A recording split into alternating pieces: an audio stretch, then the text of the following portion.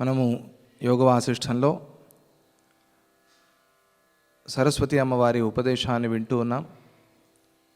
ఆ ఉపదేశంలో ఎన్నో విషయాలు మనకి తెలిసాయి. ఆ విషయాలన్నీ మనం చెప్పుకున్నాము. ఇక లీలాదేవి ప్రశ్నను అనుసరించి తదనుసారంగా సరస్వతి అమ్మవారు ఉపదేశం చేస్తున్నారు. ఇది చాలా ప్రధానమైన ముఖ్యమైన ఉపదేశం. ఈ ఉపదేశంలో మనకి మరణం అంటే ఏమిటి, మరణ సమయంలో ఎలా ఉంటాడు జీవుడు, మరణం తరువాత కలిగే గతులేమిటి అనే విచారాన్ని చెప్తారు. కొంతమంది అనుకుంటారు, ఏమిటిది ప్రొద్దునే ఈ విచారాన్ని మాట్లాడుకోవటం, ప్రొద్దునే అయితే ప్రొద్దున అంటారు, మధ్యాహ్నం మాట్లాడదామంటే అయ్యో మధ్యాహ్నం పూట ఇవన్నీ మాట్లాడచ్చా అండి, భోజనం ఎక్కుతుందా అంటారు, సాయంత్రం అయితే పడుకోబోయే ముందు ఇవన్నీ ఎందుకండి, ఇంకెప్పుడు మాట్లాడేది మనం ఈ విచారాన్ని, ఇంకెప్పుడు మనకు తెలిసేది. ఇది చాలా ప్రధానమైన విచారం, ఇది చాలా ముఖ్యమైన విచారం.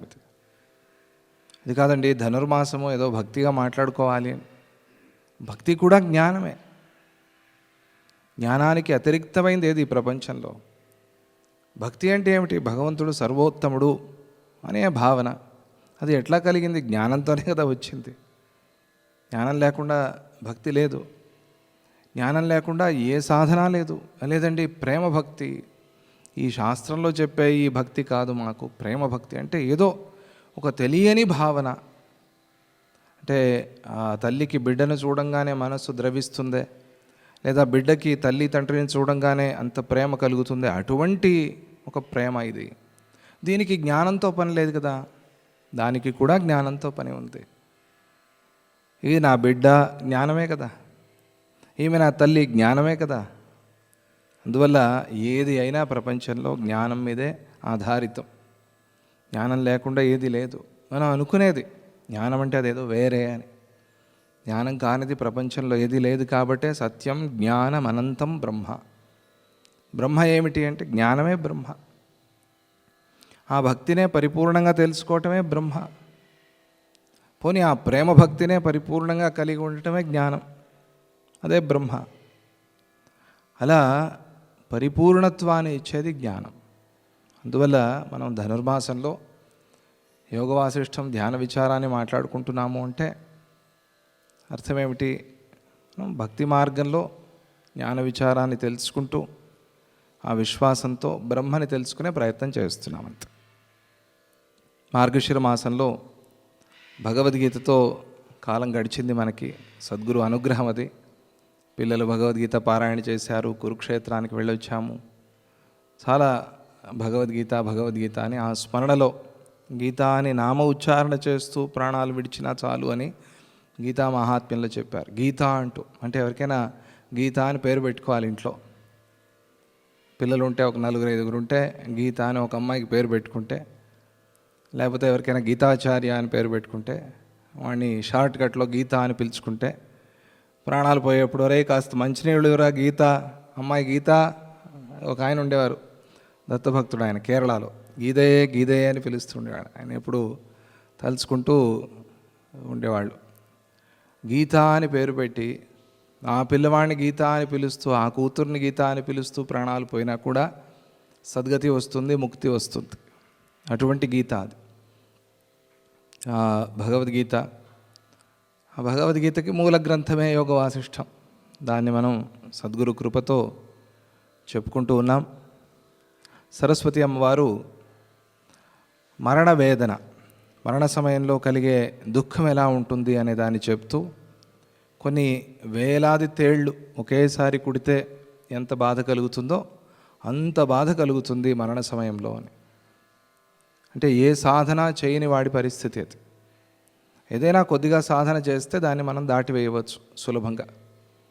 అంటే ఇది ఎలాగూ పోయేదే, పగిలిపోయే బుడగేది, దీంట్లో ఏడ్చేదేముంది అని. ఈరోజు ప్రొద్దున ఇది ఒకసారి చూసిన తర్వాత life is two short to cry అని ఎందుకో గుర్తొచ్చింది. ఏడవటానికి చాలా చిన్నది జీవితం. నవ్వేందుకే సమయం సరిపోదు అన్నట్టుగా ఉండాలి మనం. ఎందుకు ఏడుస్తూ కూర్చోవాలి? ఏడ్చేది తర్వాత ఉండనే ఉంది ఎలాగో మరణ సమయంలో. అందుకనే ఇప్పటి నుంచి నవ్వుతూ ఉంటే అప్పుడు ఆ సమయంలో కూడా నవ్వుతూ సంతోషంగా శరీరాన్ని విడిచిపెట్టిపోవచ్చు. లేదా ఇప్పుడే ఏడుస్తూ ఉంటే ఇవి అక్కర్లేనివన్నీ తలకి కట్టుకుని ఇవి ఆలోచన చేస్తూ ఏడుస్తూ కూర్చుంటే మళ్ళీ అలాగే ఏడుస్తూ ఉండవలసి వస్తుంది. అదే ఇక్కడ అమ్మవారు ఉపదేశం చేస్తూ ఉన్నారు. ఎప్పుడైతే ఆ సమయంలో అవసాన కాలం అంటారే, ఆ అవసాన దశలో ఇంత ఘోరమైన కష్టాన్ని అనుభవిస్తారు అని సరస్వతి అమ్మవారు చెప్పిందో, అప్పుడు లీలాదేవి ఒక ప్రశ్న వేసింది. ఏమిటది ప్రశ్న అంటే, అమ్మా, నువ్వు చెప్పిన ఈ మరణకాల దుఃఖం అనేది అందరికీ సమానమేనా, లేదా యోగులకి అది వేరేగా ఉంటుందా? యోగులు సుఖంగా ఈ శరీరాన్ని విడిచిపెట్టి పోతారా? ఆధ్యాత్మిక మార్గంలో ఉన్న వాళ్ళకి దీనివల్ల కలిగే ఉపయోగం ఏమిటి? వారికి శరీరాన్ని విడిచిపెట్టిపోయిన తర్వాత కలిగే గతి, సామాన్యులకు కలిగే గతి రెండు ఒకే విధంగా ఉంటాయా? వాటిలో ఏదైనా మార్పు ఉందా అనేది మనస్సులో ఆ ప్రశ్నని పెట్టుకుని లీలాదేవి అమ్మవారిని అడుగుతుంది. మరణం మే సమాసేన కథ ఏందు సమాననే. అమ్మా, నీ ముఖం పూర్ణబింబంలాగా, పూర్ణ చంద్రబింబంలాగా ఉంది, వెలిగిపోతూ ఉన్నావు నువ్వు. అంటే పూర్ణ జ్ఞానాన్ని ఇచ్చేదానా అని. మనం సాధన చేసేందుకు పూర్ణిమ, అమావాస్య రెండు చాలా ముఖ్యమైనవి అని. కర్మల్లో కూడా దర్శ పూర్ణమాసాలు అని చేస్తారు. దర్శనం అంటే అమావాస్య రోజు చేసే ఇష్టి, పూర్ణమాసం అంటే పూర్ణిమ రోజు చేసే ఇష్టి. ఇవి రెండు చాలా ముఖ్యమైనవి అగ్నిహోత్రులకు కూడా. అంటే ఆ రోజు సాధన చేయటం వల్ల ఫలం అధికంగా ఉంటుంది అని. ఆ పూర్ణిమ విశేషమైన ఒక తిథి. అందుకనే ఆ పూర్ణచంద్రబింబాన్ని గుర్తు చేస్తూ అలా అటువంటి ముఖమునిది రాకాచంద్ర సమానాస్య అని అమ్మవారికి పేరు కదా. పూర్ణ ఇందు బింబాననే, ఇందు సమాననే, ఆ ఇందు ముఖంలాగా నీ ముఖం ఉన్నది. అమ్మా, నిన్ను ప్రార్థన చేస్తున్నాను, మరణం మే సమాసేన కథయా, ఈ మరణ విచారాన్ని నాకు సంక్షేపంగా పూర్తిగా చెప్పు. కిం సుఖం మరణం కింబ దుఃఖం మృత్వాచ కిం భవేత్. మరణం అనేది సుఖమా దుఃఖమా? అసలు ఈ ప్రశ్న ఎవరైనా అడుగుతారండి ప్రపంచంలో? దుఃఖం అనే కదా మనం అనుకునేది. మరి ఎందుకు అడుగుతోంది అంటే, యోగుల విషయంలో మరణం అనేది సుఖమా దుఃఖమా? అందరూ ఏడ్చినట్టుగానే వాళ్ళు ఏడుస్తారా? లేదా వాళ్ళకి ఇది జరిగిపోవాల్సిందే జరుగుతుంది అని అనుకుంటారా? మరణ సమయంలో కూడా నవ్వుతూ ఉంటారా వాళ్ళు? భీష్మాచార్యుడు వీళ్ళందరూ ఉన్నారు కదా. మరి ఇటువంటి వాళ్ళు మరణాన్ని కూడా ఇష్టంగా తీసుకునే వాళ్ళు ఉన్నారు. మరి వాళ్ళు సుఖంగా విడిచిపెట్టి పోతున్నారు శరీరాన్ని. వారి విషయంలో దీన్ని ఎలా అర్థం చేసుకోవాలి? ఎందుకంటే నువ్వు మరణం దుఃఖం అన్నావు. అందరికీ దుఃఖమేనా? కాదేమో, అవునేమో, ఏమో నాకు తెలియదు. నిన్నే అడుగుతున్నాను, నువ్వే నాకు చెప్పాలి. మరణం కిం సుఖం మరణం కింబ దుఃఖం మృత్వాచ కిం భవేత్. మరణించిన తరువాత ఏం జరుగుతుంది, ఇది నేను తెలుసుకోవాలనుకుంటున్నాను. ఈ శరీరాన్ని అక్కడ విడిచిపెట్టిపోతారు, సంస్కారం చేసి పోతారు. తర్వాత ఏమవుతాడు ఈ జీవుడు, ఇది నేను తెలుసుకోవాలి అనుకుంటున్నాను. ఈ విషయంలో నా ప్రశ్నకు సమాధానం చెప్పవలసింది. భేదం ఏమిటి యోగుల మరణానికి, సామాన్యుల మరణానికి, మరణ అనంతర స్థితికి తేడా ఏమిటి, భేదం ఏమిటి, అది నేను తెలుసుకోవాలి అనుకుంటున్నాను అని లీలాదేవి సరస్వతి అమ్మవారిని అడిగితే, ఆ ప్రశ్నకు అనురూపంగా, దానికి సంబంధించినట్టుగా, దానికి కావలసిన విధంగా, ఆ ప్రశ్నకు కావలసిన విధంగా సమాధానం చెప్తూ సరస్వతి అమ్మవారు ఇలా అంటోంది.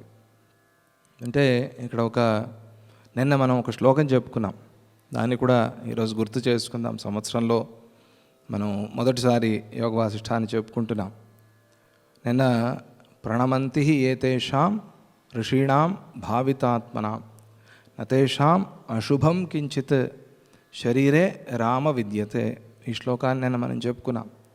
సప్తజనాశ్రమం ముందు రాముడు నడుచుకుంటూ వెళ్తూ ఈ ఆశ్రమం ఏమిటి అని అడిగాడు. అడిగితే ఇది సప్తజనాశ్రమం, ఇక్కడ 7 ఋషులు 700 సంవత్సరాలు తపస్సులు చేశారు. వారి అనుమతి లేకుండా దేవాసురులు కూడా లోపలికి ప్రవేశించలేరు. వారిని స్మరిస్తే చాలు, వారిని స్మరించి నమస్కరిస్తే చాలు, శరీరంలో ఎటువంటి అశుభాలు ఉండవు. మన జీవితంలో కలిగే అశుభాలన్నీ దూరం అయిపోతాయి, రోగాలన్నీ నశిస్తాయి అని చెప్పారని అనుకుంటూ అక్కడ ఋషి భావితాత్మ అంటే ఆత్మభావన చేసిన సద్గురువు, ఆ సద్గురువుని స్మరణ చేసిన, ఆ సద్గురువుకి నమస్కరించినా కూడా శరీరే అశుభం కించిత్ న విద్యతే, శరీరంలో ఉన్న అశుభాలన్నీ కూడా పోతాయి, జీవితంలో ఉన్న అశుభాలన్నీ కూడా పోతాయి, భయం దూరం అయిపోతుంది, జయం కలుగుతుంది. విద్యతే కలుగుతుంది అని కూడా కాదు, అశుభం న విద్యతే, అశుభాలు లేవు. నమస్కరిద్దాము స్మరిద్దాము అని అనుకుంటేనే అన్నీ పోతాయి అని. అటువంటి శక్తి సద్గురు శక్తి, దాన్ని మనం ఇక్కడ స్మరణ చేసుకుని ఆ శ్లోకాన్ని అప్పుడప్పుడు చెప్పుకోండి. ఇలా ఇటువంటి మంత్రాలు కార్యసిద్ధి కోసం త్వమస్మిన్ కార్య నిర్యోగే ప్రమాణం హరిసత్తమ హనుమన్యత్నమా స్థాయి దుఃఖక్షయకరో భవ, రామాయణంలో కార్యసిద్ధి కోసం మంత్రం అందించారు స్వామిజీ. ఇటువంటి మంత్రాలు ఇవన్నీ కూడా మహామంత్రాలు.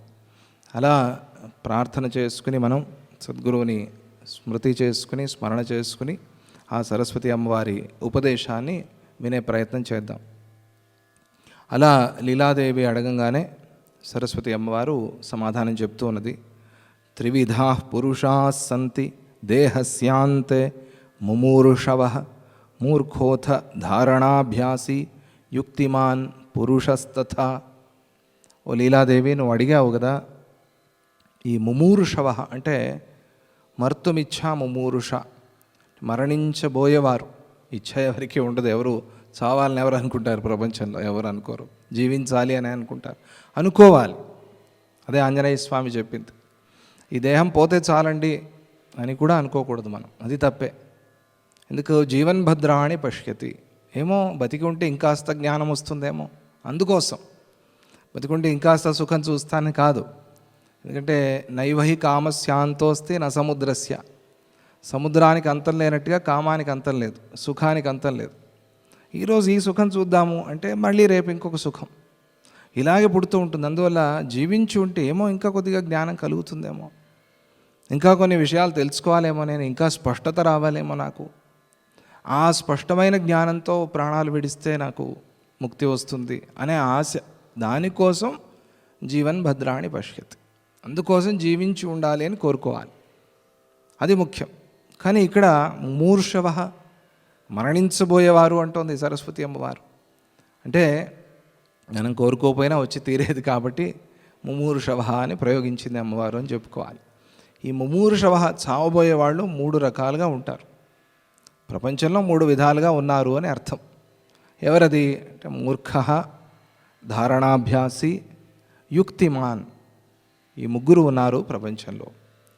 మూర్ఖులు ఉన్నారు, ధారణాభ్యాసులు ఉన్నారు, యోగయుక్తులు ఉన్నారు. వారినే యుక్తులు అని కూడా అంటారు. యుక్తి అంటే యోగం, యోగం చేసేవాళ్ళు ఉన్నారు. ఈ 3 విధాలుగా ప్రపంచంలో ఉన్నారు అని అంటూ, ఇప్పుడు ఆ 3 విషయం ఎలా ఉంటుందో, వారి లక్షణాలు ఏమిటో చెప్పాలి. దాన్ని అమ్మవారు చెప్తున్నారు. అభ్యస్య ధారణానిష్ఠ దేహం త్యక్త్వా యథాసుఖం ప్రయాతి ధారణాభ్యాసి యుక్తియుక్తస్తథైవ చ. వీరిలో ధారణాభ్యాసులు, యుక్తియుక్తులు అనే 2 ఉన్నారు కదా. వారు దేహాన్ని విడిచిపెట్టేటప్పుడు కానీ విడిచిపెట్టిన తరువాత కానీ దుఃఖాన్ని పొందరు.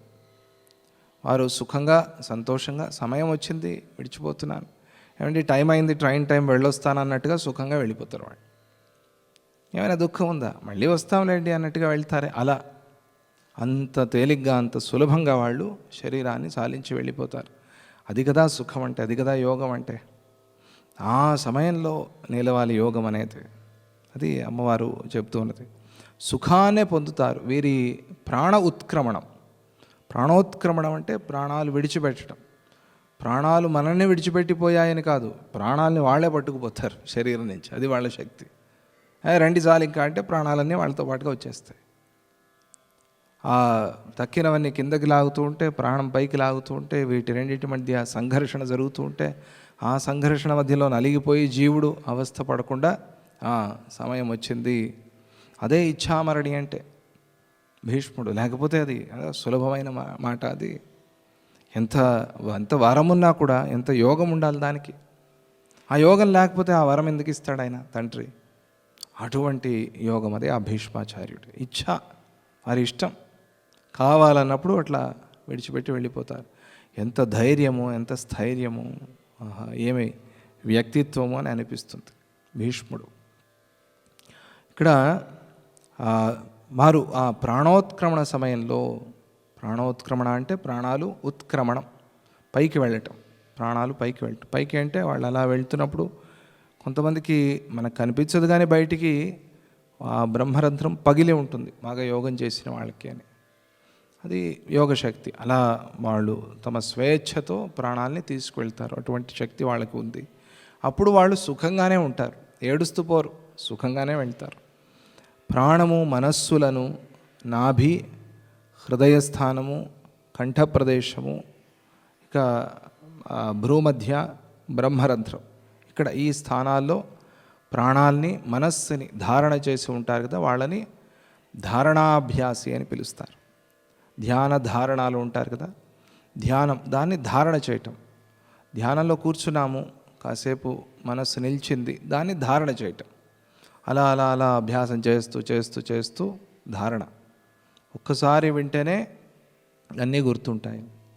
ఒక 30 ఏళ్ల క్రితం చూసిన ఒక ఆమె వచ్చింది ప్రేహాలకి, వచ్చి స్వామిజీ నన్ను గుర్తుపడతారో లేదో చూద్దామని అట్లా క్యూలో వచ్చింది. వస్తే ఏం అజ్జీ బాగున్నావా అంటే, మామూలుగా వయస్సు అయింది కదా, 30 ఏళ్ల క్రితం చూసిన ఆమె ఇప్పుడు అజ్జీ అయి ఉంటుంది, అజ్జీ అన్నారేమో అని. అప్పుడు కూడా స్వామిజీ అజ్జీ అనే పిలిచేవాళ్ళట ఆమెని. ఎందుకని అంటే అట్లా వేషాలు వేసుకుని ఉండేది ఆమె అని. అందుకని ఆ సమయంలో కూడా నవ్వుతూ అజ్జీనే పిలిచేవాళ్ళు. ఏమజ్జీ బాగున్నావా అని ఆమె చరిత్ర అంతా చెప్పేశారు.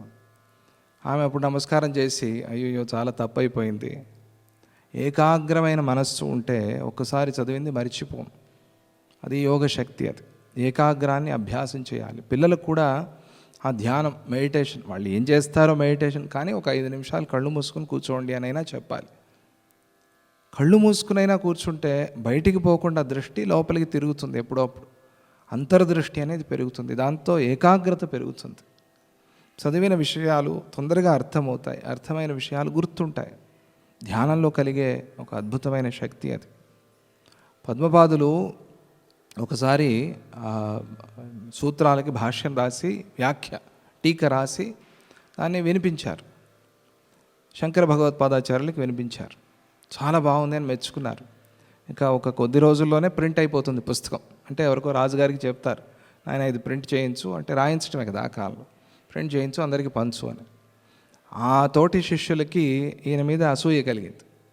చాలా బ్రహ్మాండంగా రాశారని ఈయన పుస్తకాన్ని మెచ్చుకుంటున్నారు, ఈయన పుస్తకం ఏమైనా బయటికి పబ్లిష్ అయిపోతే ఇక మనకి ఖ్యాతి రాకుండా, కీర్తి రాకుండా పోతుంది అని రాత్రే పుస్తకాన్ని తగలబెట్టేశారు. పద్మపాదాచార్యులు ఏమీ మాట్లాడలే. శంకర భగవత్పాదాచార్యులకి తెలిసింది ఇటువంటిది ఒకటి జరిగింది. అంటే ఎవరో తగలబెట్టారని కాదు, పుస్తకం కాలిపోయింది. ఏమైనా బాధలో ఉన్నారేమో అని చూశారు పద్మపాదాచార్యుల్ని. ఆయనకేం బాధ లేదు, ఏదో రాశాను వినిపించాను అయిపోయింది, ఇంకేమిటి, దాంట్లో నా స్వాతంత్ర్యం ఏం లేదు, గురువుగారి సంకల్పం, అది కావాలంటే వస్తుంది లేదంటే లేదు. అప్పుడు ఆచార్యుల వారికి అనిపించిందిట, లేదు ఈ గ్రంథం బయటికి రావాలని. ఆయన పుస్తకం తెచ్చుకో, పూర్తిగా చెప్పారట, విన్నదంతా పూర్తిగా. ఒక్కసారి విన్నారు ఆయన చెప్పింది, ఆయన శిష్యుడు చెప్పింది అది ఈయన విన్నారు. విని పూర్తిగా ఆయన భాషలోనే మళ్ళీ అప్పచెప్పారు, ఇదే నువ్వు చెప్పింది నిన్న. పొల్లుపోకుండా ఒక అక్షరం. అంటే ఇది భగవత్పాదాచార్యుల నుంచి వచ్చింది, పద్మపాదీయం. అటువంటి అద్భుతమైన మేధాశక్తి, దాన్ని మహాయోగుల్లో, సద్గురువుల్లో మనం చూస్తాం. అది ధారణ వల్ల వస్తుంది. ఆ ధారణ చేయాలి. ఆ సాధన వల్ల ఎన్నో కొత్త విషయాలు కూడా మనకు తెలుస్తాయి. ధారణాభ్యాసి అంటే ఇక్కడ ప్రాణాన్ని, మనస్సుని కూడా, మనస్సుని తీసుకెళ్ళి ఒక చోట నిలపటం. అసలు ఈ మనస్సు అంటే ఏమిటి? ఇది అన్ని విషయాలకి కారణమైంది. దీన్నే తీసుకెళ్ళి ఒక చోట కేంద్రీకృతం చేస్తే ఇంకా సమస్య లేదు. అలా దాన్ని భాగవతంలో చెప్పారు ఈ క్రమాన్ని, అక్కడ కూడా మీరు చూసుకోవచ్చు. ఈ ధ్యానం, నాభిలో ఎలా ధ్యానం చేయాలి, హృదయంలో ఎలా ధ్యానం చేయాలి. అక్కడ ఉదరం అని కూడా చెప్పారు, నాభి తర్వాత ఉదరాన్ని కూడా చెప్పారు వ్యాసుల వారు. నాభి తర్వాత ఉదరస్థానం, తర్వాత హృదయస్థానం, తర్వాత కంఠస్థానం, తర్వాత నాసికాగ్రం కూడా చెప్పారు అక్కడ. ఇక్కడ నాసికాగ్రం చెప్పాల వ్యాఖ్యానంలో. నాసికాగ్రంలో కూడా ధారణ చేయవచ్చు అని. దాని తర్వాత భ్రూమధ్య, దాని తర్వాత బ్రహ్మరంధ్రం, సహస్రారం. అక్కడ ధారణ చేస్తే వీటిలో క్రమంగా ఒకదానికన్నా ఒకటి కొద్దిగా జటిలమైనవి. నాభిలో చేయటం సులభం, ఉదరంలో చేయటం కొద్దిగా కష్టం, హృదయంలో చేయటం ఇంకా కొద్దిగా కష్టం. అలా ఒకదానికన్నా ఒకటి ఉత్తరోత్తరం కొద్దిగా కష్టమైనవి.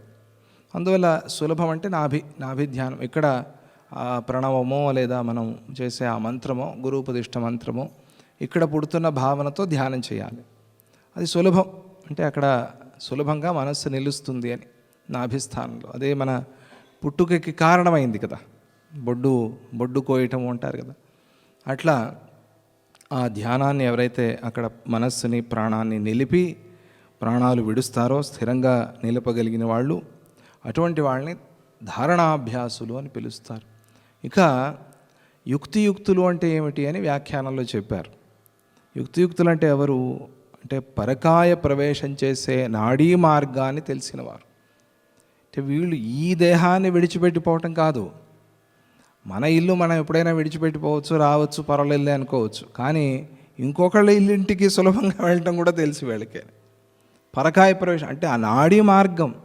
పరకాయ ప్రవేశం అంటే సినిమాలో చూపించినట్టుగా శరీరం అంతా పోయి కలవదు కదా ఆ శరీరంలో.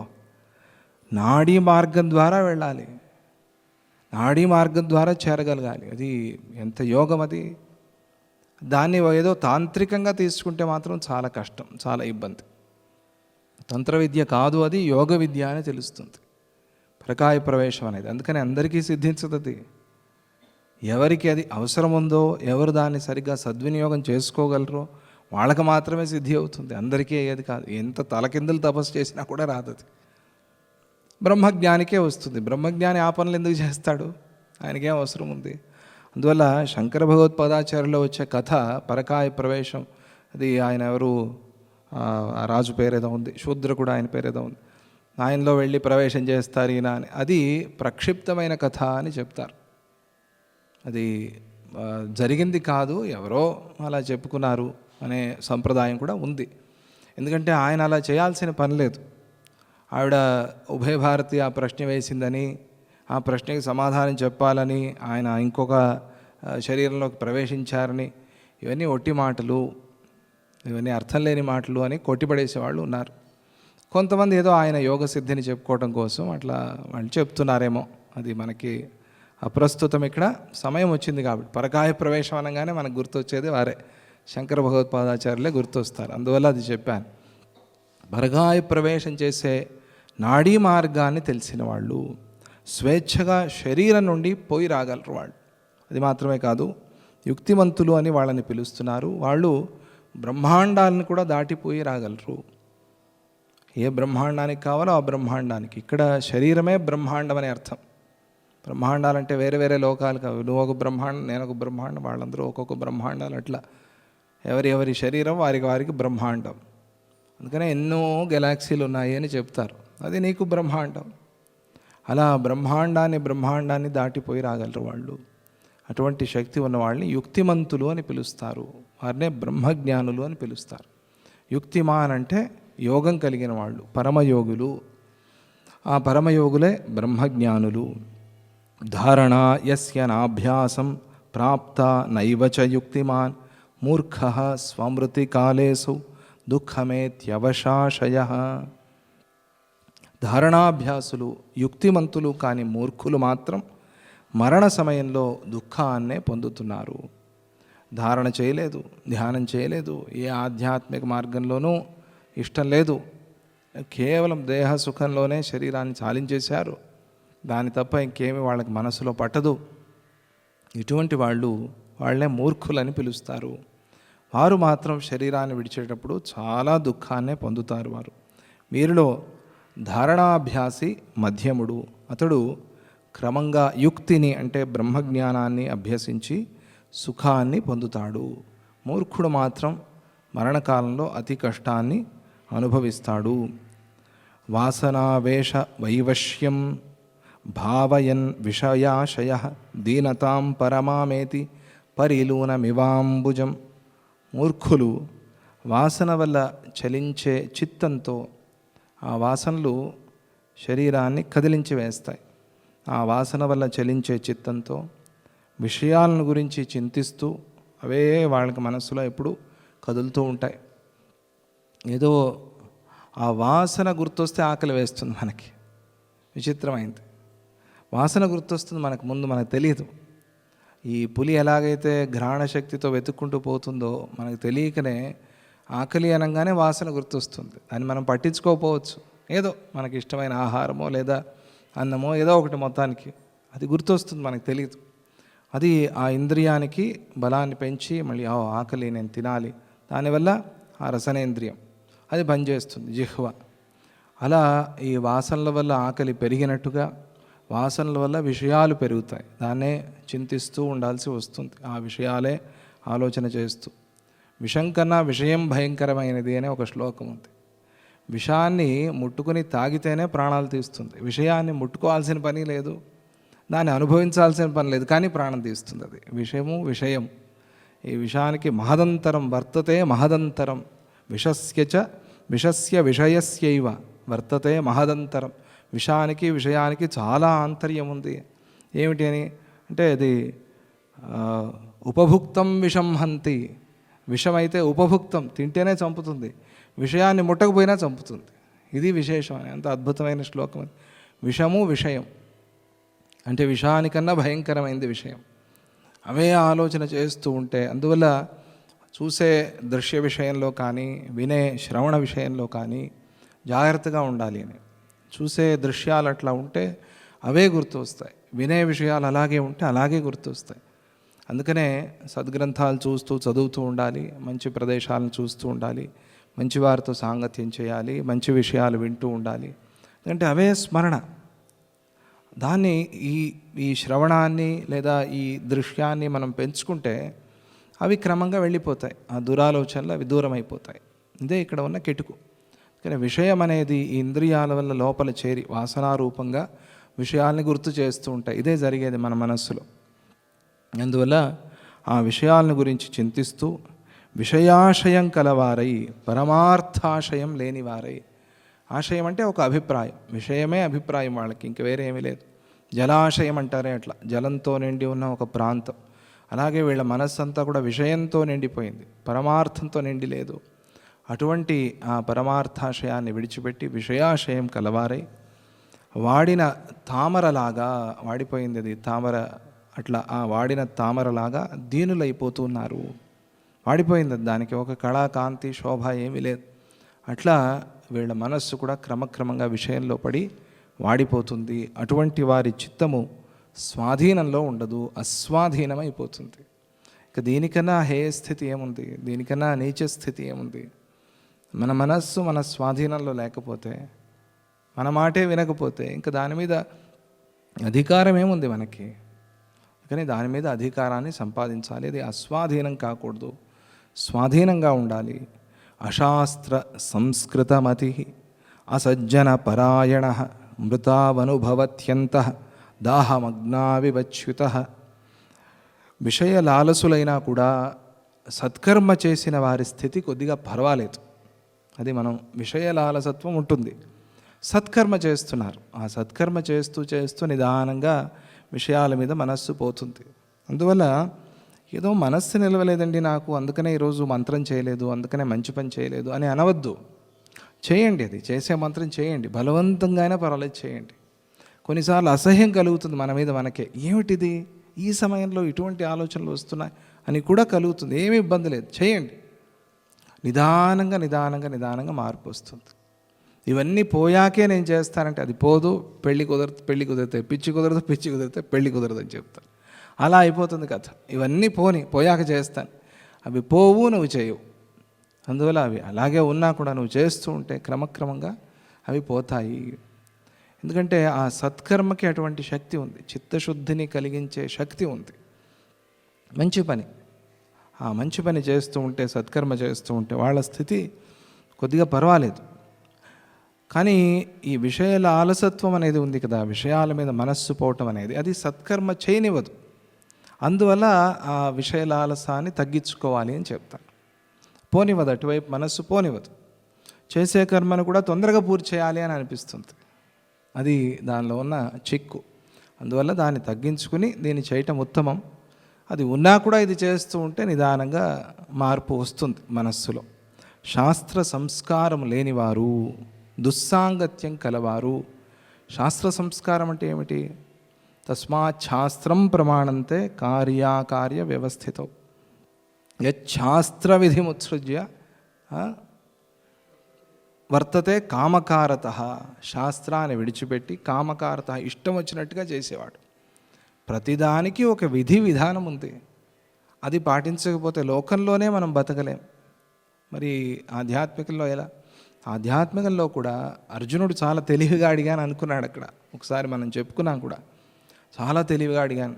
మీరు చెప్పారు ఇదంతా బాగానే ఉంది, కానీ ఎవరైతే ఇవన్నీ ఏ విషయాలు తెలియకుండా, ఈ శాస్త్రాలు ఏవి తెలియకుండా శ్రద్ధగా భక్తిగా పనిచేశారనుకుందాం, వాళ్ళ కథ ఏమిటి అన్నాడు. అంటే అభిప్రాయం ఏమిటి మనస్సులో? శ్రద్ధాభక్తులు ఉంటే చాలు ఈ శాస్త్రాలని దండగా అని. అప్పుడు మొదలుపెట్టాడు ఆయన. అసలు శ్రద్ధ అంటే ఏమిటి తెలుసా నీకు అని. శ్రద్ధ ఎన్ని రకాలుగా ఉంటుంది తెలుసా నీకు? అమ్మో, ఆయన చాలా గొప్ప గురువు కదా ఆయన. ఆయనకి తెలుసు ఎక్కడ వాత పెట్టాలో ఆయనకి తెలుసు, బాగా పెట్టాడు ఆయన. ఏమన్నాడు? అసలు శ్రద్ధ అనేది కూడా 3 రకాలుగా ఉంటుంది. అవునా? అదే తెలియదే మాకు విషయం. శ్రద్ధ అనేది ఒకటే, అందరికీ శ్రద్ధ ఒకటే అని. కాదు కాదు, తామసీ శ్రద్ధ ఒకటి, రాజసీ శ్రద్ధ ఒకటి, సాత్విక శ్రద్ధ ఒకటి. అవునా? వాటిలో భేదాలు ఎన్ని ఉన్నాయా? అవును. మరి ఈ సాత్విక శ్రద్ధ కల వాళ్ళు ఎట్లా ఉంటారు? చెప్తాను విను. ఎంత గొప్ప మేనేజ్మెంట్ అయింది. మేనేజ్ చేయటం, శిష్యుడినే మేనేజ్ చేయటం. మేనేజ్ చేసి తన వైపుకి అభిముఖీకృత్య, తన వైపుకి తిప్పుకుని వినేలాగా చేసి శ్రద్ధ కలిగించి, అది గురువు లక్షణం. అలా ప్రారంభించి చివరికి శాస్త్ర విధిముత్సృజ్య వర్తతే కామకారత. వాడికి న సిద్ధిమవాప్నోతి న సుఖం న పరాంగతి. వాడికి సిద్ధి లేదు, సుఖము లేదు, పరాగతి లేదు. శాస్త్ర విధిని విడిచిపెట్టి చేస్తే మాత్రం ప్రయోజనం లేదు అని చెప్పాడు. ఇక్కడ శాస్త్ర సంస్కారం, ఎవరెవరు ఏ ఏ పనులు చేయాలి శాస్త్రం చెప్పింది. బ్రహ్మచారి, గృహస్థు, వానప్రస్థ, సన్యాసి, వాళ్ళు ఆయా పనులు చేయాలి. చేస్తే వాళ్ళకి మంచిది, సద్గతి అది. ఎందుకంటే మనం ఈ లోకంలో చూసేదానికన్నా ఒక పరలోకం అనేది ఒకటి ఉంది. అక్కడికి వెళ్ళాలి, అక్కడ చేరాలి, ఆ పరాగతి కావాలి అంటే ఇక్కడ ఇది మార్గం. ఈ రోడ్లో వెళ్ళు, అక్కడికి చేరుకుంటావు. లేదు నేను ఇటువైపే వెళ్తాను అంటే వెళ్ళు, సముద్రం వస్తుంది నీకు. బెంగళూరు రాదు. దక్షిణానికే పోతానంటే పో, సముద్రం వస్తుంది. లేదు నేను బెంగళూరుకి పోయి చేరాలంటే ఉత్తరానికి పో, అంతే తేడా. ఉత్తరానికి పోయే మార్గాన్ని చెప్పా. ఆ దాన్ని పట్టుకుని మనం ఆ శాస్త్ర సంస్కారం అంటే అది. శాస్త్ర సంస్కారం లేనివారు, దుస్సాంగత్యం కలవారు. దుస్సాంగత్యం అది అసజ్జన పరాయణ. సజ్జన పరాయణ అయి ఉండాలి, అసజ్జన పరాయణ కాకూడదు. సజ్జన సాంగత్యం చేయాలి. దాని విషయం చాలా చెప్పారు ఇదివరకు. మనం మళ్ళీ దాన్ని ఇక్కడ చెప్పుకోవాల్సిన పని లేదు. చేయవలసిన సత్కర్మలు చేయని వారు, చేయకూడనివి చేసేవారు, నిప్పులో పడిన వారిలాగా మరణ సమయంలో ఎడతెరిపి లేకుండా దుఃఖంలో మునిగిపోతారు. మరణ సమయంలో వాళ్ళు బయటికి బాగానే కనిపిస్తారు. మనం అనుకుంటాం వీళ్ళు ఇన్ని పాపకర్మలు చేసినా కూడా సుఖంగానే ఉన్నారండి. కొంతమంది ఇది కూడా అనేవాళ్ళు ఉన్నారు, వాళ్ళకి మంచి మరణం వచ్చిందండి ఇంత పాపాలు చేసే వాళ్ళకి. పాపం ఇంత పుణ్యం చేసేవాళ్ళు వీళ్ళేమో ఇట్లా పోయారు అని అనేవాళ్ళు కూడా ఉంటారు. ఆ మాటలు కూడా వింటాం మనం. కానీ ఇక్కడ సిద్ధాంతం మాత్రం ఏం చెప్తుందంటే, వాళ్ళు సుఖంగా పోయినట్టుగా కనిపించినా కూడా బయటికి పాపాత్ములు, పాపంగా బతికిన వాళ్ళు, ఏ పుణ్యమో చేయకుండా అటువంటి వాళ్ళు మాత్రము క్షోభ అనుభవించారు. అది మనకు తెలియదు, బయటికి తెలియకపోవచ్చు. కానీ ఆ జీవుడు మాత్రం ఎంతో క్షోభ అనుభవించాడు. లేదు వాడికి ఏదో అదృష్టం, అది కూడా పూర్వపుణ్యమే, అది ఊరికే పోలేదు. ఇన్ని పాపాలు చేసినా సుఖమైన చావు వచ్చిందంటే ఊరికే వచ్చిందా? ఏదో పుణ్యం చేశాడు, దానికి కావలసిన పుణ్యం చేశాడు, మనకు తెలియదు. అది పోయినా కూడా దాని తరువాత మరణానంతరం మాత్రం అనుభవిస్తాడు. అది ఇక్కడ సిద్ధాంతం. అంతర్దాహాన్ని అనుభవిస్తున్నారు. అంతర్దాహం అనే మాట వాడారు ఇక్కడ. మృతౌ అనుభవతి అంతర్దాహం. అది లోపలి దాహం, అది బయటికి కనిపించే దాహం. అంటే దప్పిక అని కాదు, దాహం అంటే వేడి. ఆ లోపల ఒక భయంకరమైన వేడి వాళ్ళు అనుభవించారు. బయటికి కనిపించదు, బయటికి తెలియదు. అది బయటికి బాగానే సుఖంగానే ఉంటారు. ఆ జీవుడికి కలిగిన దుఃఖం అది, ఆ జీవుడికి కలిగిన వేడి అది. అటువంటి వారు బయటి ప్రపంచానికి బాగానే జీవించి ఉన్నట్టుగా కనిపిస్తారు, లోపల అనుభవిస్తారు. అందువల్ల మనం శాస్త్ర మార్గాన్ని పట్టుకోవాలి. యదా ఘర్ఘర కంఠత్వం వైరూప్యం దృష్టి వర్ణజం గచ్చత్యేషో వివేకాత్మ తదా భవతి దీనధీహి. మరణకాల అవస్థ ఎలా ఉంటుంది అంటే, ఇది చాలా స్తోత్రాల్లో కూడా వస్తుంది మనకి. ఎందుకది చెప్తారు అంటే, కృష్ణకరుణామృతం చాలా అద్భుతమైంది, అక్కడ కూడా చాలా బ్రహ్మాండమైన వర్ణన ఉంది దీని గురించి. లీలాతరంగిణిలో కూడా ఆ అవసాన కాలంలో ఎలా ఉంటుంది స్థితి అని నరసింహ శతకం అనే ఒకటి ఉంది, అక్కడ కూడా చాలా బ్రహ్మాండంగా వర్ణించారు దీని గురించి. ఇంకా భాగవతం ఇత్యాది గ్రంథాల్లో అద్భుతంగా ఉంటుంది. అజామిలుడి కథ చెప్తున్నప్పుడు అక్కడ ఎలా ఉంటుంది ఆ అవసాన కాలంలో. ఎందుకు చెప్తారు ఆ మాట అంటే, అమ్మో ఆ భయము ఆ ఘోరము మనకు కలగకూడదు అని ఇప్పటి నుంచే జాగ్రత్త పడతారు అనే ఉద్దేశంతో చెప్తారు. కంఠము బొంగురుపోయి, చూపు తగ్గిపోయి, ఒళ్ళు పాలిపోయి, మృత్యువు మనల్ని సమీపిస్తూ ఉండగా అవివేకి దీనుడవుతున్నాడు, వాడు ఆ దీనస్థితిని పొందుతాడు. ఇది ఇటువంటి కష్టం. కంఠం బొంగురుపోతుంది, మాట్లాడే స్థితి ఉండదు, ఆ చూపు తగ్గిపోతుంది, ఒళ్ళంతా పాలిపోతుంది, అలా ఆ గతిని అనుభవిస్తాడు అని ఆ మూర్ఖుడి స్థితిని సరస్వతి అమ్మవారు చెప్తున్నారు ఇక్కడ. పరమాంధ్యమనాలోక దివాప్యుదిత తారక సాభ్రదింగ్మండలాభోగో ఘనమేచ కితాంబర.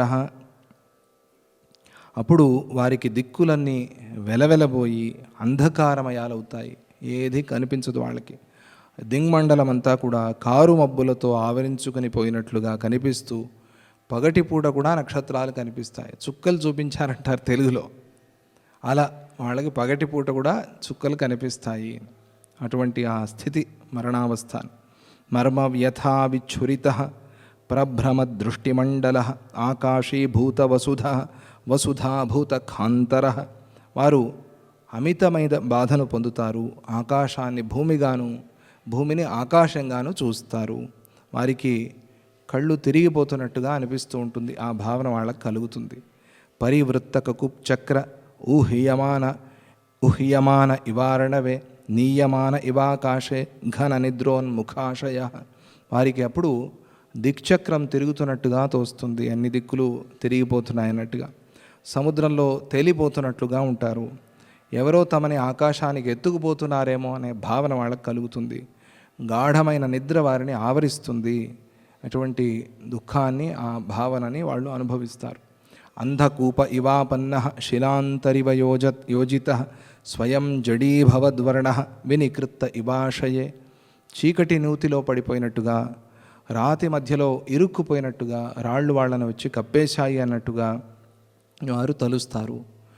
మాట్లాడాలి అని ఉన్నా కూడా వారు మాట్లాడలేని స్థితిలో ఉంటారు. వారి కష్టాన్ని చెప్పుకోవాలి అనుకుంటారు, కానీ చెప్పుకోలేని స్థితిలో వాళ్ళు ఉంటారు. హృదయం బద్దలైపోతున్నట్టుగా వాళ్ళకు అనిపిస్తుంది ఆ సమయంలో. పతతీవ నభో మార్గా తృణావర్త ఇవార్పిత రథేద్రుత ఇవారూఢో హిమవద్గలనోన్ముఖ.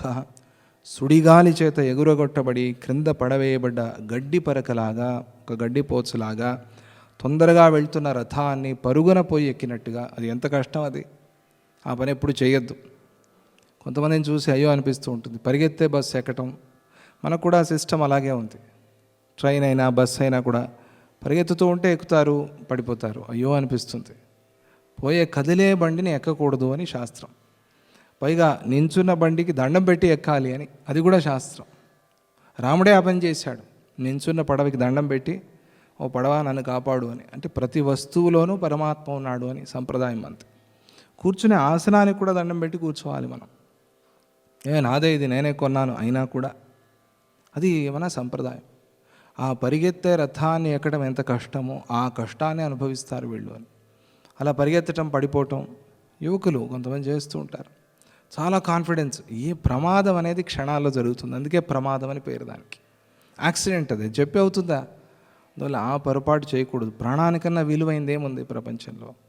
చేస్తారు కొంతమంది పిల్లలు, పరిగెత్తే బస్సు ఎక్కటం, పరిగెత్తే ట్రైన్ ఎక్కటం, చాలా పొరపాటు. అది కూడా స్పీడ్ పెరిగిన తర్వాత దిగటం, అది ఒక స్టైల్. అది స్పీడ్ పెరగాలి బస్సు. ఆగి ఉన్నప్పుడు కొంచెం వెళ్తున్నప్పుడు కాదు, స్పీడ్గా వెళ్తున్నప్పుడు దిగి చూపించాలి. ఇటువంటి దుస్సాహసాలు అవసరమా అని అనిపిస్తుంది. వాళ్ళ తల్లిదండ్రికి ఎంత క్షోభ, వీళ్ళకి ఏదైనా అయితే, ఏదో అవయవాలు ఏవో పోయాయి, చెయ్యో కాలో పోయింది, వాళ్ళకి ఎంత కష్టం. లేదా ప్రాణాలే పోయే వాళ్ళు ఎంత దుఃఖపడతారు. ఒక్కసారి ఆలోచించాలి యువకులు సాహసాలు చేసే ముందు. అందువల్ల భయాన్ని కలిగించాడు పరమాత్మ. కొద్దిగా భయం ఉండాలి మనకి. ఈ భయం లేకపోతే పూర్తి ధైర్యము అని ఇటువంటి పనులు చేస్తారు. పోనీ ఈ ధైర్యాన్ని ఆర్మీకి వాడండి, శత్రువుల మీద వాడండి, పోయి దేశాన్ని కాపాడేందుకు అనైనా చెప్పాలి. ఈ కాలంలో యువకులకి ఎంతోమంది అలా ప్రాణాలు పోగొట్టుకుంటూ ఉంటారు. చాలా అటువంటి కష్టాన్ని అనుభవిస్తారు అని సందర్భం వచ్చింది, గుర్తొచ్చింది. మంచుగడ్డలాగా వేడికి కరిగిపోతున్నట్లుగా తమను తాము తెలుసుకుంటూ ఆ దుఃఖాన్ని అనుభవిస్తూ ఉంటారు. ఏదో కరిగిపోతోంది అన్నట్టుగా ప్రాణాలు పోతున్న సమయంలో అటువంటి భావన కలుగుతుంది. వ్యాకురువన్నివ సంసారం బాంధవాన్ అస్పృశన్నివ. తనకు కలిగే దుఃఖాన్ని చెప్పుకోవాలి అని ఆ సమయంలో అనిపిస్తుంది వాడికి. అందరినీ పిలిచి, అరే నేను ఉన్నట్టుగా ఉండొద్దు, మీరు బాగుండండి అని చెప్పాలనిపిస్తుంది, కానీ చెప్పలేరు. విచిత్రం. తన దుఃఖానంతా చెప్పుకోవాలనిపిస్తుంది, చెప్పుకోలేరు. బంధువుల్ని ఎవరో దగ్గరగా, చాలా దగ్గర వాళ్ళు ఉన్నారు, వాళ్ళని ఒకసారి ముట్టాలనిపిస్తుంది, వాళ్ళు మనల్ని ముడితే బాగుంటుంది అనిపిస్తుంది, కానీ చెప్పలేరు. అది ఆ స్థితి వస్తుంది. భ్రమిత క్షేపణేనేవ వాతయంత్ర ఇవా స్థిత. భ్రమిత క్షేపణ, ఈ రాళ్ళు విసిరే యంత్రాలు ఉంటాయి యుద్ధంలో, పూర్వకాలంలో రాళ్ళు కట్టి రాళ్ళు వెళ్ళి అలా దానిలో ఇరుక్కుపోయిన రాయిలాగా, క్షేపణ యంత్రంలో ఇరుక్కుపోయిన రాయిలాగా వాళ్ళ పరిస్థితి ఉంటుంది. వాత యంత్రంలో, గాలికి తిరిగే యంత్రం అంటే ఈ కాలంలో మనం విండ్ పవర్కి వాడతారు కదా, అలా దానిలో ఏమైనా చిక్కుకుపోతే ఎట్లా ఉంటుందో పరిస్థితి, వాత యంత్రంలో అట్లా అయిపోతుంది. భ్రమితో వా భ్రమ ఇవ కృష్టో రసనయ్యేవవ. ఒక తాడుతో కట్టి మనల్ని లాగుతున్నారు, దాంట్లో పడేసి ఆ యంత్రంలో అన్నట్టుగా ఉంటుంది ఆ సమయంలో. భ్రమన్నివ జలావర్తే శస్త్రయంత్ర ఇవార్పిత. సుడిగుండంలో పడి తిరుగుతున్నట్టుగా అనిపిస్తుంది. శస్త్రయంత్రంలో, ఈ శస్త్రాలని వాడేప్పుడు ఈ ఫిరంగులు ఇవన్నీ ఉంటాయి కదా, వాటిలో పడి ఉన్నప్పుడు ఎట్లా ఉంటుందో పరిస్థితి, అట్లా అయిపోతాం. ప్రోహ్యమానస్తృణవివ మహత్పర్జన్యమారుతే ఆరుహ్యవారి పూరేణ నిపతన్నివ చారణవే అనంత గగనేశ్వభ్రే చక్రావర్తే పతన్నివ అబ్ధిరుర్వి విపర్యాస దశామనుభవన్ స్థిత పతన్నివానవరతం ప్రోత్పతన్నివ చాభిత సూత్కారాకరణోద్భ్రాంత పూర్ణ సర్వేంద్రియవ్రణ. ఇప్పుడు ఎలా ఉంటుంది అంటే నాలుకను పట్టి ఎవరో లాగుతున్నారేమో అన్నట్టుగా అనిపిస్తుంది. చాలా కష్టం అది, భయంకరమైన. నీటిలో కొట్టుకుపోతున్నట్టుగా, పెద్ద వానలో తడిసిపోయి నీటిలో కొట్టుకుపోతున్నట్టుగా, సముద్రంలో పడి తిరుగుతున్నట్టుగా, బయట పడలేనట్టుగా అనిపిస్తుంది. అనంతాకాశము, అగాధము, సుడిగుండాల యందు పడిన వారిలాగా ఉంటారు. సముద్రము, భూమి తల్లకిందలైపోయినట్లుగా అనిపిస్తూ ఉంటుంది. తమ నిశ్వాస శబ్దాన్ని వినేందుకే వాళ్ళు భయపడతారు. వాళ్ళ ఊపిరి వాళ్ళు వినటానికే భయపడతారు. అటువంటి స్థితిలో వాళ్ళు ఉంటారు. ఆ తమ నిశ్వాసే తమకి భయంకరంగా ఒక శబ్దంలాగా ఉంటుంది. ఇంద్రియాలనే గాయాల బాధను అనుభవిస్తూ ఉంటారు. క్రమాశ్యామలతాం యాంతి తస్య సర్వాక్ష సంవిద యథాస్తం గచ్చతి రవౌ మందాలోకతయా దిశ. సూర్యుడు అస్తమించగా వెలుగు తగ్గి దిక్కులన్నీ కూడా మలినమైనట్టుగా, మరణ సమయంలో మూర్ఖుల ఇంద్రియాలన్నీ కూడా చేవ తగ్గి మాలిన్యాన్ని పొందుతున్నాయి. మూర్ఖులు ధారణాభ్యాసి యుక్తులు అని చెప్పారు, అది గుర్తుపెట్టుకోవాలి. మూర్ఖుల స్థితి. అందువల్ల కొద్దిగా అయినా మనం సాధన చేద్దాం, కొద్దిగా అయినా ప్రాణాయామం చేద్దాం. క్రియాయోగా చేయండి అంటారు, నామ సంకీర్తన చేయండి అంటారు, మంత్రజపం చేయండి అంటారు. కొద్దిగా అయినా చేద్దాం, చేసి ఆ కష్టాన్నించి మనం బయటపడదాం. పూర్వాపరం నజానాతి స్మృతిస్థానవమాగత యథా పాశ్చాత్య సంధ్యాంతే నష్టా దృష్టిర్దిగష్టకే. వారికి స్మృతిశక్తి క్షీణించి పూర్వాపర జ్ఞానం తొలగిపోతుంది. ఏం జరిగింది, ఏమైంది, ఏం జరగబోతుంది, ఇవి ఏవి తెలియవు వాళ్ళకి. సాయంకాలం అయినప్పుడు 8 దిక్కులు కనిపించినట్టుగా వారి చూపు కూడా కనిపించకుండా పోతుంది. ఎంత అంధకారం. మనఃకల్పన సామర్థ్యం త్యజత్యస్య విమోహత అవివేకేన తేనాసౌ మహామోహే నిమజ్జతి. అప్పుడు మనస్సు కల్పనా సామర్థ్యాన్ని కోల్పోయి వివేకము లేనిదై మహామోహంలో పడిపోతుంది. మనస్సే మోహం, మనస్సే మాయ. అది మహామోహంలో పడిపోతే ఎట్లా ఉంటుంది, ఆ స్థితి కలుగుతుంది. యదైవా మోహమాదత్తే నాదత్తే పవనస్తదా నత్వాదత్తే యదా ప్రాణాన్ మోహమాయాత్యలం తదా. ప్రాణవాయువు వారి అంగసంధులలో చేరి వారికి చైతన్యాన్ని కలిగించనంత వరకు, ప్రాణ చైతన్యం అక్కడ ఆ సంధుల్లో చేరితే కొద్దిగా వారిలో మళ్ళీ ప్రాణశక్తి వస్తుంది, వాళ్ళలో మనం ఆ చైతన్యాన్ని చూస్తాం. అది రానంత వరకు ఇలాగే మోహంలో పడిపోయి ఉంటారు. మహామోహంతో ప్రాణము విడిచిపోతుంది. పోయిన ప్రాణాలు తిరిగి మోహాన్నే పొందుతాయి అని చెప్పడం అభిప్రాయం. అక్కడ మోహంతో ప్రాణాలు పోతే మళ్ళీ మోహంలోనే పడతాం, కష్టంతో ప్రాణాలు పోతే మళ్ళీ కష్టంలోనే పడతాం. అందువల్ల ఆ కష్టాన్ని దాటాలి అంటే మనం సాధన చేయాలి, ఆధ్యాత్మిక చింతన చేయాలి అని చెప్పడం అభిప్రాయం. ఇక్కడ ఒక ప్రశ్న అనుకుందాం, ప్రమాదాల్లో ప్రాణాలు పోయాయి ఎట్లా? యోగం చేస్తున్నారు, ఆధ్యాత్మిక మార్గంలో ఉన్నారు, ప్రమాదంతో, మనం కోరినవి కాదు, రోగాలతో ప్రాణాలు పోయాయి ఎట్లా అంటే, ఆ రోగంతో లేదా ప్రమాదాల్లో ప్రాణం పోయినా కూడా వాళ్ళు చేసిన సాధన వారిని విడిచిపెట్టదు, వాళ్ళతో ఉంటుంది, వ్యర్థం పోలేదు అది. మరి అయితే ప్రమాదం ఎందుకయింది అంటే, ప్రమాదం కాకుండా ఉండేందుకోసం కాదు సాధన, దాని తరువాత జీవుడి ప్రయాణం కోసం సాధన. అయితే ప్రమాదాలు తగ్గవా అంటే దానికి వేరే, ప్రమాదాలు రాకుండా ఉండాలి, రోగాలు రాకుండా ఉండాలి అంటే దానికి సాధన, దానికి ప్రార్థన, అది వేరే. అది దానికోసం కాదు. ఇది ఆధ్యాత్మిక సాధన జీవ ప్రయాణం కోసం. ఇది చేశాం కదా అని మనకి ప్రమాదాలు రావనే చెప్తాయి శాస్త్రాలు, రావనే అనుకుందాం. వచ్చాయి ఎవరికో, దానికి సమాధానం ఏమిటి అంటే, అది ఏదో కర్మతో ఆ ప్రమాదం వచ్చింది, ఏదో కర్మతో ఆ రోగం వచ్చింది, ఏం చేయలేం, చేసుకున్నది నువ్వే కాబట్టి దానికి ఇప్పుడు అనుభవించావంత అని అర్థం చేసుకోవాలి. ఈ ప్రశ్నతో ఆధ్యాత్మిక సాధన విడవకూడదు. ఆధ్యాత్మికలో ఉన్నవాళ్ళకు కూడా ఈ కష్టాలు వస్తున్నాయండి, అందువల్ల వద్దు, అది చాలా పొరపాటు, చాలా తప్పు. అది ఇదే సామాన్యంగా జరిగేది ప్రపంచంలో. ఏమిటంటే ఆధ్యాత్మిక సాధనలో ఉన్న వాళ్ళకు కూడా కష్టాలు వస్తున్నాయి, భక్తిగా ఉన్న వాళ్ళకు కూడా కష్టాలు వస్తున్నాయి, మరి భక్తి ఎందుకు విడిచిపెట్టేస్తే పోలేదా అని. ఉన్న ఒక సహారా కూడా విడిచిపెట్టేస్తే ఇంకేది లేదు నీకు. అందువల్ల ఆ పొరపాటు చేయకూడదు. ఏదో ప్రారంధంతో వచ్చాయి కష్టాలు, అదే అనుభవించాలి, అంతే, అనుభవిస్తేనే పోతాయి. అన్యోన్య పుష్టతాం యాతై మోహ సంవేదన భ్రమై జంతు పాషాణతామేతి స్థితమిత్యాది సర్గత. మోహము, పూర్వ సంస్కారము, భ్రాంతి, భ్రమ, ఈ మూడు కూడా ఒకదానికి ఒకటి పరస్పరం సహకారం చేసుకుంటాయి. పూర్వ సంస్కారం మోహాన్ని పెంచుతుంది, మోహంతో భ్రమ పెరుగుతుంది. ఈ మూడు ఎప్పుడు ఫ్రెండ్స్ లాగా కలిసి ఉంటాయి, బలపరుచుకుని మనిషి ఒక రాయిలాగా అయిపోతాడు. సంస్కారాన్ని పెంచుకోవాలి అని చెప్తారు. అందుకని రాయిలాగా అయిపోతే పాషాణ హృదయుడు అంటారే, ఒక కరుణ లేదు, దయ లేదు, ఒక ధ్యానం లేదు, భక్తి లేదు, ఒక మంచి మనస్సు లేదు, కేవల స్వార్థం, అటువంటి వాళ్ళని పాషాణ హృదయులు అంటారు. జీవితమే రాయిలాగా అయిపోతుంది. ఆ మనిషి ఒక రాయితో సమానం. వాడు రాయి అయినా బెటర్, చెక్కితే విగ్రహం అవుతుంది, వాడు ఆ రాయి కన్నా నీచంగా, రాయి కన్నా కఠినంగా అయిపోతాడు. ఇది సృష్టి ప్రారంభం నుంచి ఇది జరుగుతోంది అని సరస్వతి అమ్మవారు స్థితమిత్యాది సర్గత, ఆది సర్గ నుంచి, ఆరంభం నుంచి ఇది కథ ఇంతే. మోహము, పూర్వ సంస్కారము, భ్రాంతి, ఈ మూడు పరస్పరం సహకరించుకుని జీవుణ్ణి ఒక రాయిలాగా తయారు చేసేస్తున్నాయి. అందువల్ల జాగ్రత్త పడాలి అని చెప్పడం అక్కడ అభిప్రాయం. దాని తరువాత లీలాదేవి ప్రశ్న, ఆ ప్రశ్నకు ఇంకా కొన్ని సమాధానాలు. ఇది చాలా రోజుల నుంచి జరుగుతున్న లీలోపాఖ్యానం, అందుకనే కొంచెం ఎక్కువ సమయం చెప్పుకోవాల్సి వస్తుందేమో తెలియదు.